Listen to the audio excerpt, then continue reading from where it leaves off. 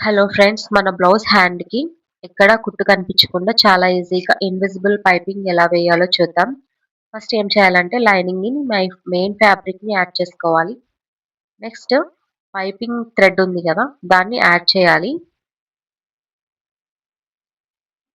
Add చేసేటప్పుడు కూడా ఏ ఏ పాదం వాడాలి, సింగిల్ పాదం వాడాలా లేదా డబుల్ పాదం వాడాలా, మిషన్ పాదం సరిపోతుందా లేదా అన్న డౌట్స్ చాలా మందికి ఉంటుంది. ఫస్ట్ నేను వేసింది మిషన్ పాదంతోనే వేశాను, తర్వాత సింగిల్ పాదం పెట్టాను నేను.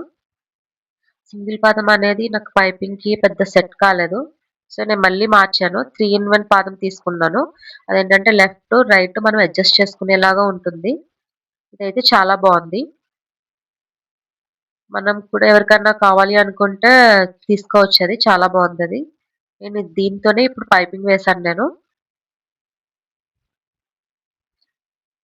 మన పైపింగ్ కూడా చాలా సన్నగా వస్తుంది, పక్కనే కుట్టు పడుతుంది అనమాట. మనకి థ్రెడ్ ఉంటుంది కదా, పైపింగ్ థ్రెడ్ పక్కనే మనకి కుట్టు పడుతుంది.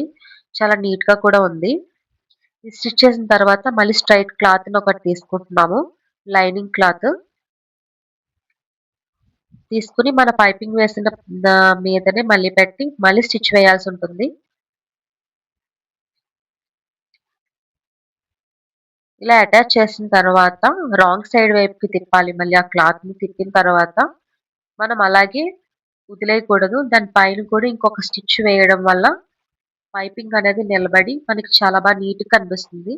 చూసారా ఎంత నీట్ గా వచ్చిందో. పైన స్టిచ్ చేస్తున్నాను చూడండి మళ్ళీని. ఇలా వేయడం వల్ల పైపింగ్ అనేది చాలా నీట్ గా వస్తుంది. చూసారు కదా.